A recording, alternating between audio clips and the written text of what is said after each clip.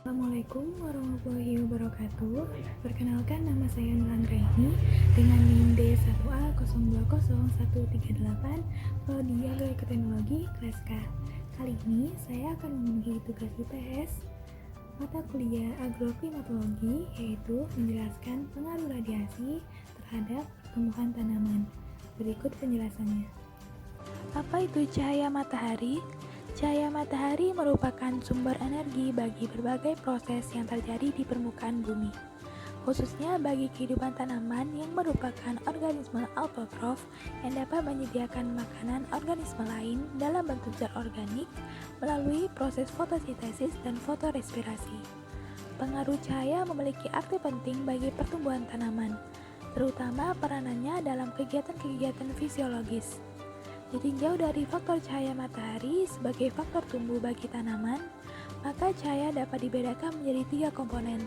Yang pertama adalah intensitas cahaya, yang kedua kualitas cahaya, dan ketiga lama penyinaran.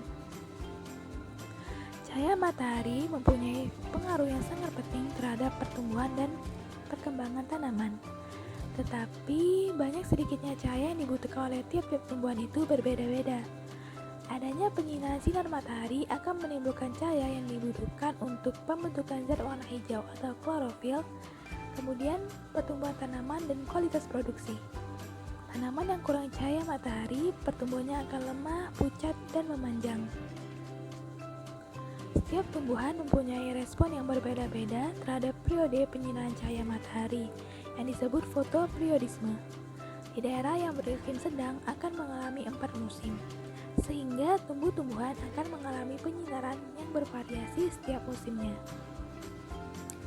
Berdasarkan respon tumbuhan terhadap periode penyinaran inilah, tumbuhan dapat dikelompokkan menjadi 3, yaitu yang pertama ada tumbuhan berhari pendek, yang kedua ada tumbuhan berhari netral, dan tumbuhan berhari panjang.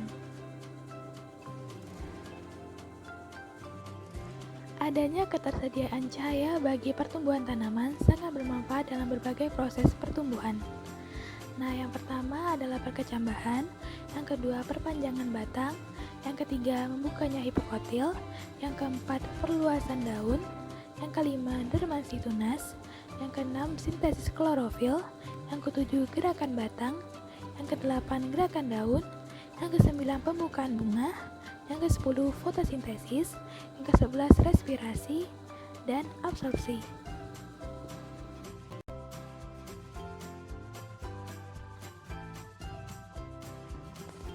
Pada tanaman pertama, bisa kita lihat bahwa tanaman yang cukup mendapatkan cahaya matahari akan membentuk klorofil yang banyak untuk memenuhi kebutuhan fotosintesisnya. Konsentrasi klorofil bergantung pada ketersediaan nutrien dan intensitas cahaya matahari. Batang tanaman yang mendapat cukup cahaya matahari akan lebih kuat dan berwarna hijau. Pada tanaman kedua, kita bisa lihat bahwa tanaman tersebut mengalami pertumbuhan yang kurus, tinggi, dan langsing atau kutilang. Istilah kutilang ini dalam bahasa ilmiahnya adalah etiolasi. Ada beberapa ciri yang menunjukkan bahwa tanaman mengalami etiolasi. Yang pertama, batang tanaman terlihat lebih panjang akibat tingginya kandungan air. Akan tetapi, batang terlihat tidak kokoh atau kurus. Yang kedua, tanaman terlihat lemah dan pucat. Yang ketiga, memiliki daun yang kecil-kecil, tipis, dan berwarna pucat. Kondisi ini dikarenakan kandungan klorofil yang sedikit. Yang keempat, memiliki akar yang kurang lebat. Setelah mengetahui ciri-cirinya, kita dapat mengetahui bahwa penyebab utama kondisi ini terjadi adalah minimnya cahaya matahari.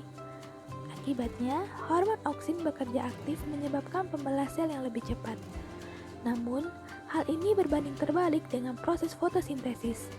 Pertumbuhan yang cepat di tempat yang gelap mengakibatkan terjadinya krisis pembentukan klorofil pada daun, sehingga tanaman menjadi pucat dan kurang nutrisi.